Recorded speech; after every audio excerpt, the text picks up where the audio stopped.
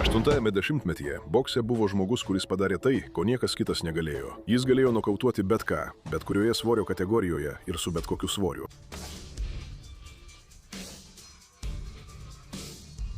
Jo vardas buvo Tomasas Hearnsas, pravardė Hitmanas, o jo dešinė ranka buvo masinio naikinimo ginklas, kurio neatlaikė nė vienas makras pasaulyje. 4 svorio kategorijos, 5 diržai ir dešinysis smūgis, kuris privertė drebėti net pačius drąsiausius. Tai yra baisiausio 8-ojo dešimtmečio nokautuotojo istorija. Hearnsas gimė Detroite 1958 metais Motorų mieste, tame pačiame, kuris prieš kelis dešimtmečius pasauliui padovanojo Džoną Lewisą. Nuo jaunystės jis lankėsi King Solomon sporto salėje netoli savo namų, sužavėtas Muhamedo Ali magijos.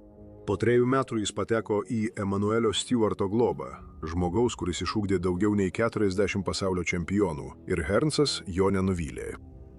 Turėdamas 78 colių rankų ilgį ir dešinę ranką, kuri šaudavo nuo klubo tarsi revolveris, Detroito laikraščiai jį praminė Motorų miesto kobra. Tačiau Tomasas labiau mėgo kitą pravardę – Hitmaną, ir jis ruošėsi parodyti pasauliui, kodėl.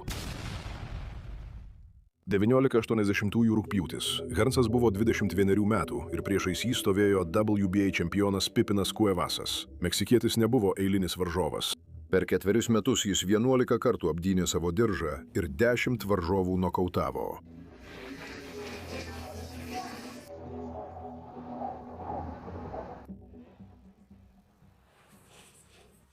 Tačiau Hearnsas nesiruošė derėtis. Jau pirmame raunde jis smogė kairiuoju kabliu, kuris visam pasauliui pranešė, kas laukia toliau. Tada jis pradėjo atakuoti abiem rankomis be perstojo.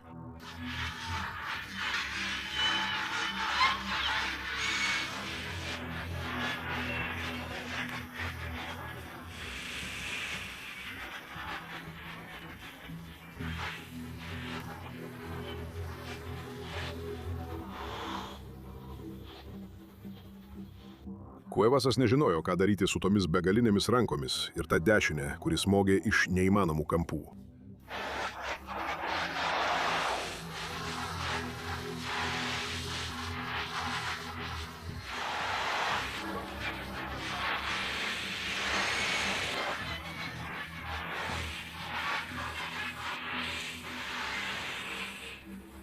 Hitmanas jį valdė nuo pradžios iki pabaigos su bauginančiu šaltakraujiškumu.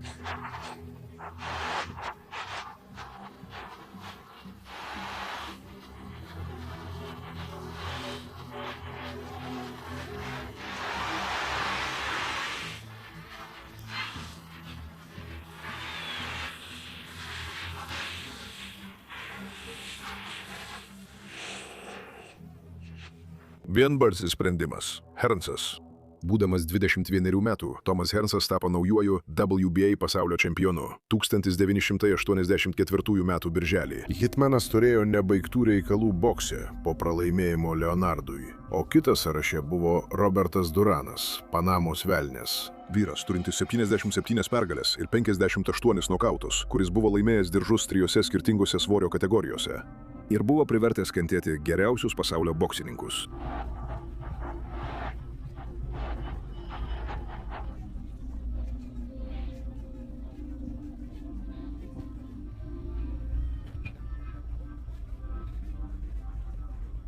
Niekas jo niekada nebuvo nokautavęs.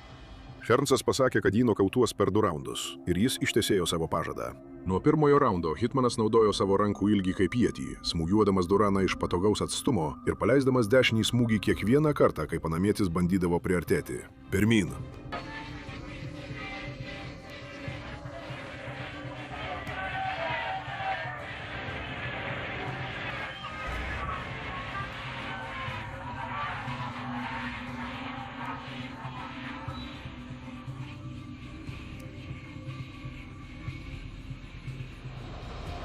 Tvirtas dešinysis smūgis pirmą kartą karjeroje parbloškė Duraną ant grindų.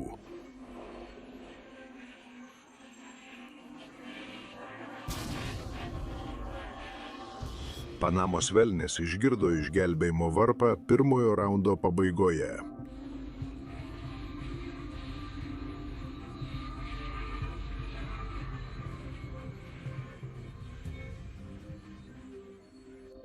Tačiau antrajame raunde Hearnsas užbaigė darbą. Jis toliau bombardavo Duraną savo dešiniąją iš visų kampų.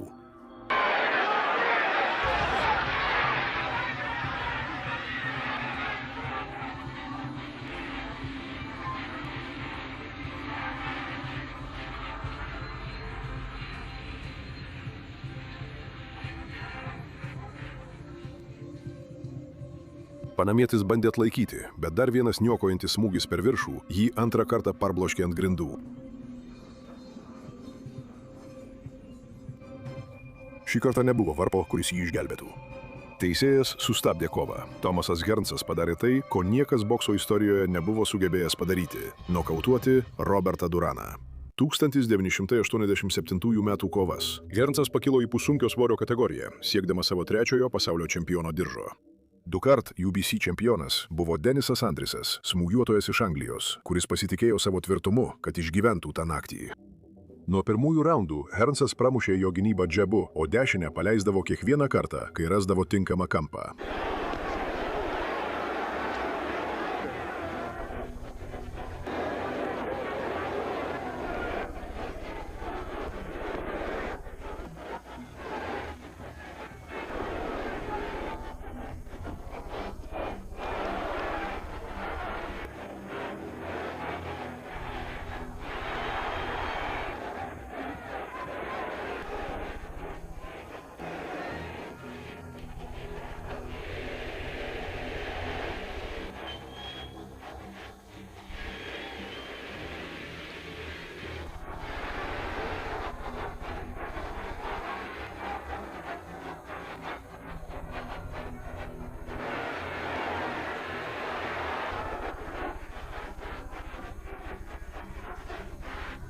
Andrisas nepasidavė lengvai. Jis laikėsi, krito, atsistojo, vėl krito ir vėl atsistojo.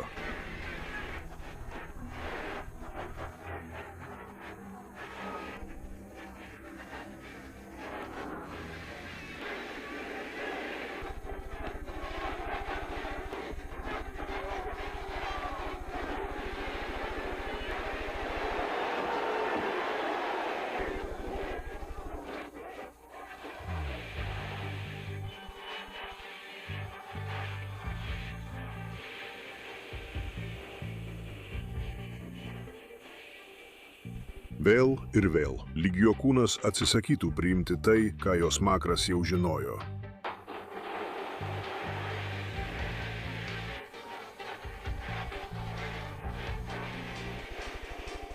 Hitmano smūgiai kaupė žalą, kol Andrisas kūnas tiesiog nustojo reaguoti.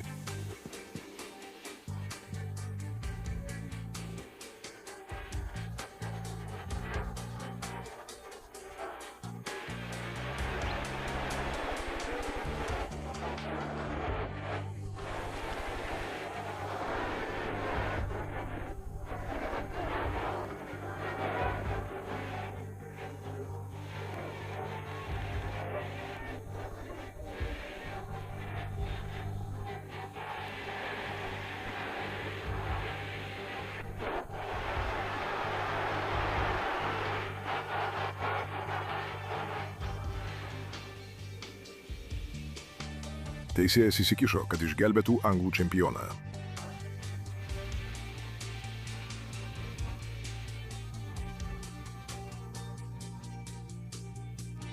Trečiasis pasaulio diržas. Hitmanas toliau rašė istoriją. 1987 metų spalis. Dvigubos UBF vidutinio svorio kategorijos diržas liko laisvas po karo tarp Leonardo ir Haglerio, o žmogus, kuris stovėjo tarp Hearnso ir jo ketvirtojo diržo, buvo Juanas Plaktukas Roldanas. Argentinietis, turintis 65 pergalės ir atkaklumą žmogaus, kuris buvo išstudijavęs Haglerio stilių ir atvyko pasiryžęs jį atkartoti. Roldanas spaudė, smūgiavo, laikėsi.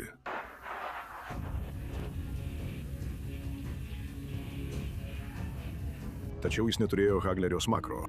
Hearnsas kantriai jį vargino pirmuosiuose raunduose.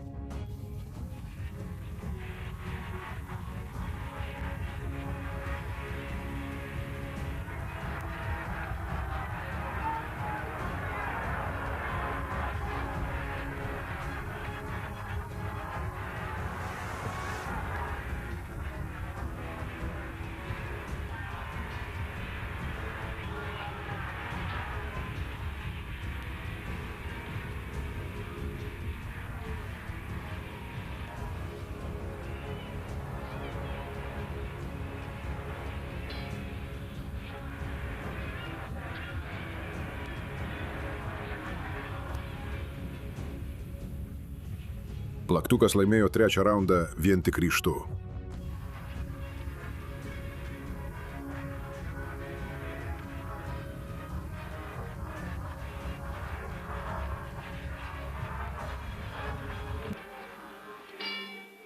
Tada Hearnsas vėl pradėjo smūgiuoti į kepenis. Smūgiai į kūną privertė varžovą nevalingai nuleisti rankas.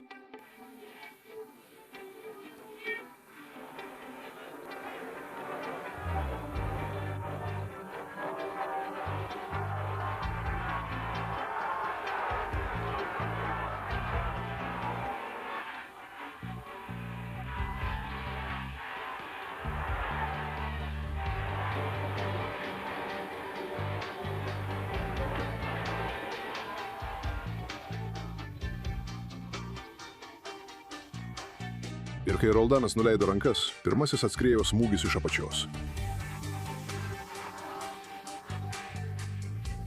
Būdamas 29, Tomas Hearnsas tapo pirmojų boksininkų istorijoje, laimėjusių pasaulio čempiono titulus 4 skirtingose svorio kategorijose. Tai buvo pasiekimas, kurio iki tol niekas nebuvo įveikęs ir kuris priklausė tik jam.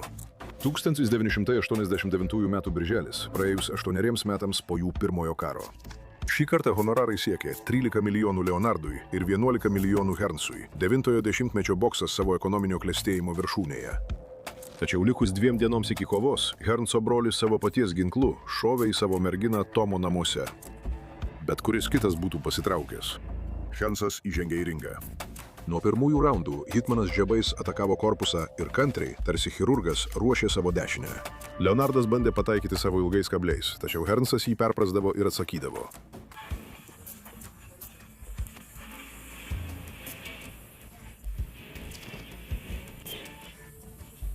Trečiajame raunde Hearnsas apskaičiavo atstumą ir pataikė 3 iš eilės dešines, kurios parbloškė Leonardą ant grindų.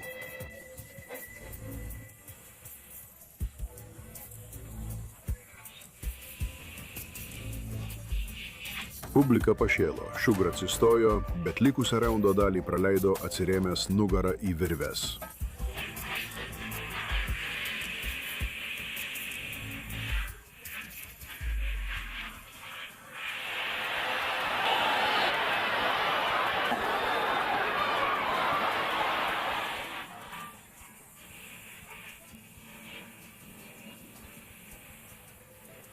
Kova visus 12 raundų buvo žiaurus apsikeitimas smūgiais.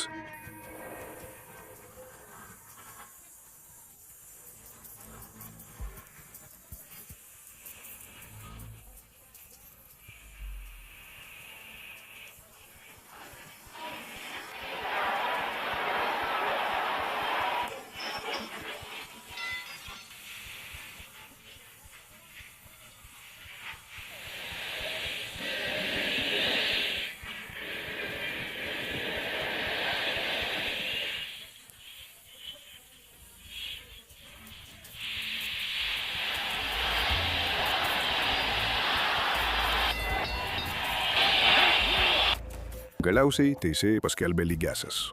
Beveik visi nepriklausomi ekspertai sutiko, kad Hearnsas aiškiai laimėjo. Po daugelio metų pats Leonardas tai viešai pripažino. Tomas Hearnsas laimėjo tą kovą. Paplokite jam. Bet apiplėšimas jau buvo įvykdytas ir nebuvo jokio būdo to atšaukti. 1991 m. birželis. Hearnsas siekė Virgilio Hilo pussunkio svorio čempiono diržo. Čempionas, turintis 30 pergalių, ne vieno pralaimėjimo ir 10 titulo gynimų.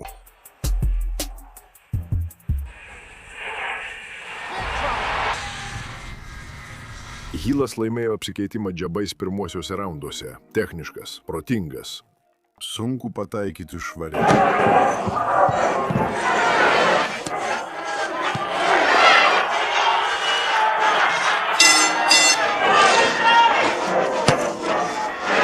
Bet kai Hearnsas rado tinkamą atstumą, viskas pasikeitė.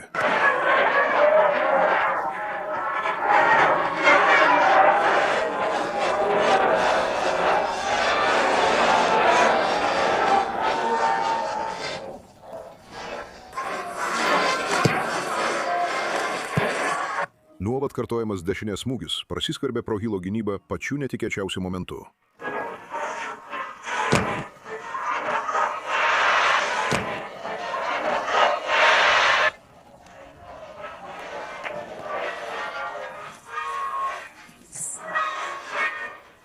Hilas bandė atsigauti, bet Hearnsas jam neleido atsikvėpti. Daugiau kombinacijų, daugiau spaudimo, daugiau smūgių dešinę.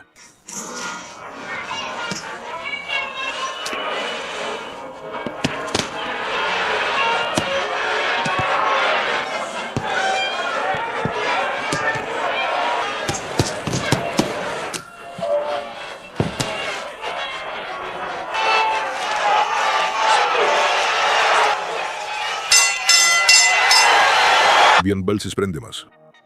Hearnsas. Penktoji diržas. 5 skirtingos svorio kategorijos. Rekordas, kurio iki tol nebuvo pasiekęs ne vienas boksininkas per visą bokso istoriją. Tomasas Hidmanas Hearnsas. Baisiausias 80-ųjų nokautuotojas ir vienas didžiausių visų laikų. Iš Detroito į šlovės salę. Tomasas Hearnsas perėjo 5 svorio kategorijas, palikdamas nokautų virtinę, kokios boksas dar nebuvo matęs. Jo dešinė buvo labiausiai bijota ginklas eroje, pilnoje legendų. Ir nors jis pralaimėjo keletą kovų, karo jis niekada nepralaimėjo.